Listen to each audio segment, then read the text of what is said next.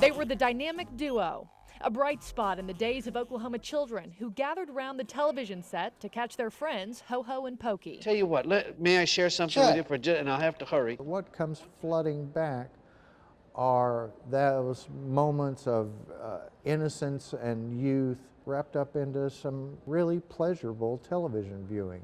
Let's go for a ride. Briley is the curator at the Oklahoma History Center. Now the caretaker of KOCO5 relics like Pokey the puppet. Well, on the other side of the hand of Pokey was a fellow named Bill Howard. Oh, are we rolling? Who had been enlisted at KOCO for endless activities, and he fell into the role of being the embodiment of Pokey. Hi, Pokey. Give me 5.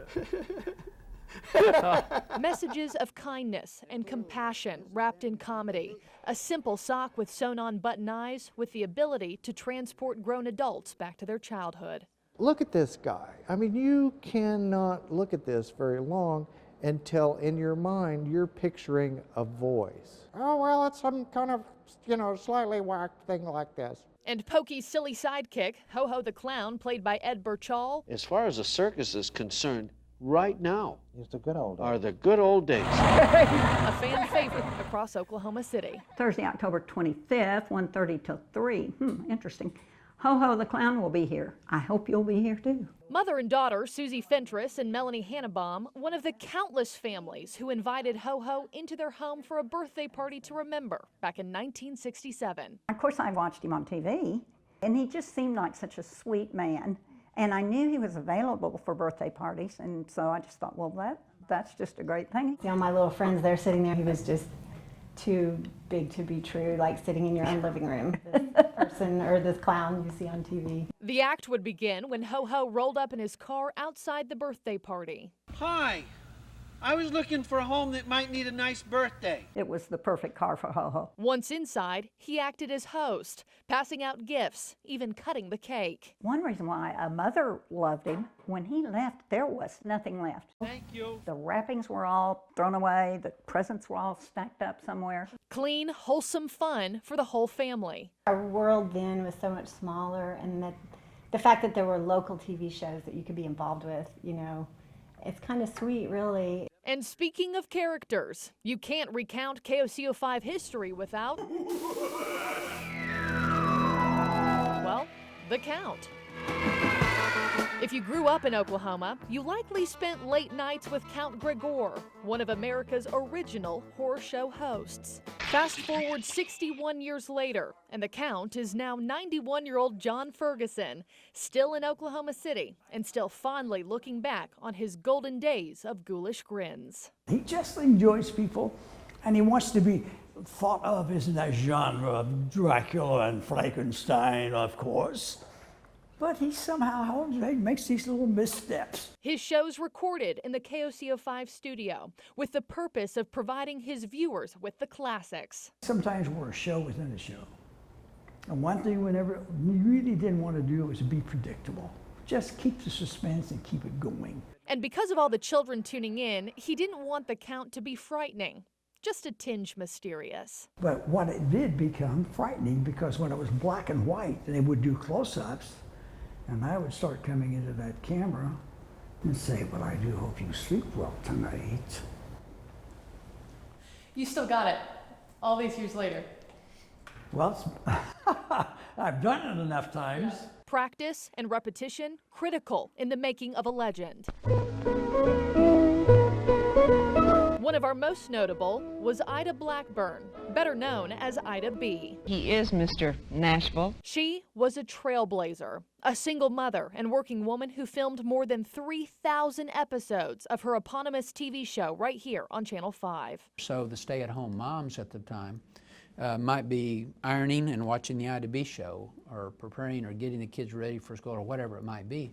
But it was like she was there talking to them personally. The household name passed away in 2016, but her son, Bob Blackburn, not short on memories of his mother, a woman he calls totally uninhibited. Off air, she was kind of the queen of telling dirty jokes, but on air, of course, she'd try to keep it a little cleaner, family-oriented. Her segments personal, Her interviews wide-ranging, from local newsmakers to John Wayne to the Beach Boys. It's a wonderful treat for me tonight. She was quick-witted, she was sharp, she was a good interviewer. She would find the stories. And years ago, during one of our last interviews with Ida B., when we asked what it was she loved so much about television, this was her response. My heartbeat.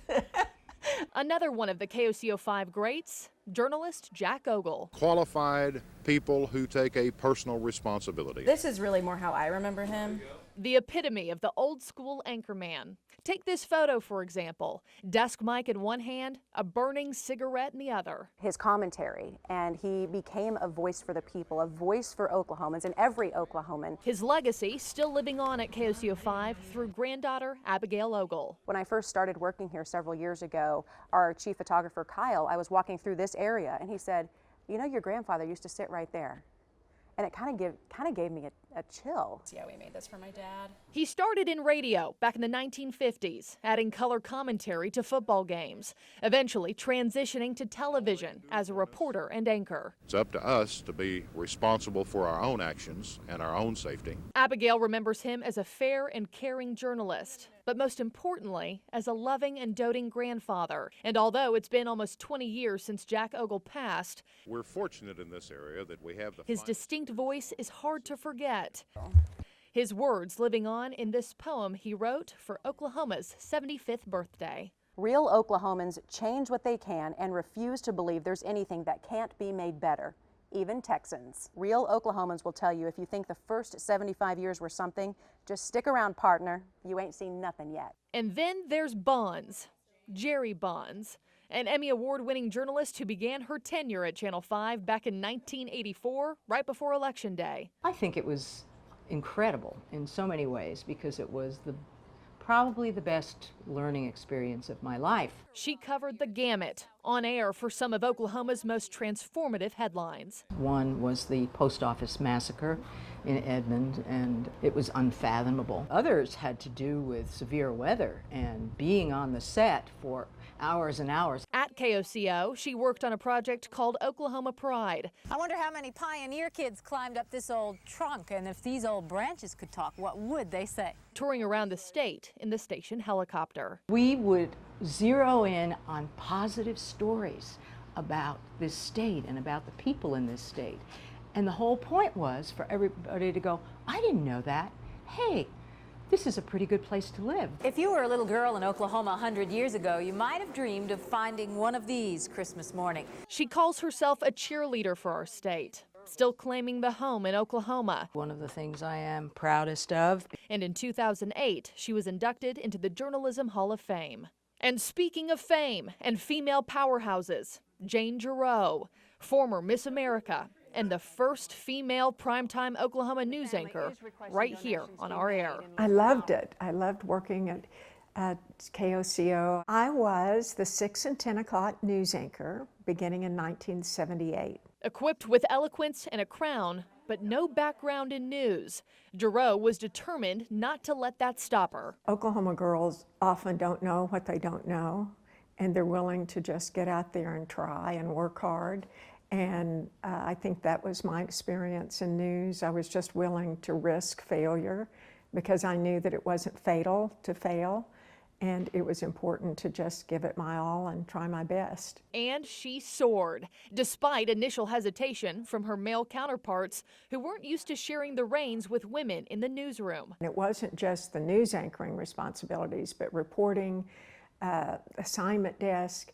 Throughout the newsroom, within a year, there were numerous women who stepped into leadership roles within the news department. KOCO put it together for me. Giroux echoing the sentiments of all the legends who came before and after her, the value in information and the gravity of storytelling. I just believe so strongly in the importance of community and that we're all in this life together, and the more we can share our interest, our grief, our celebrations, the better we are as a community.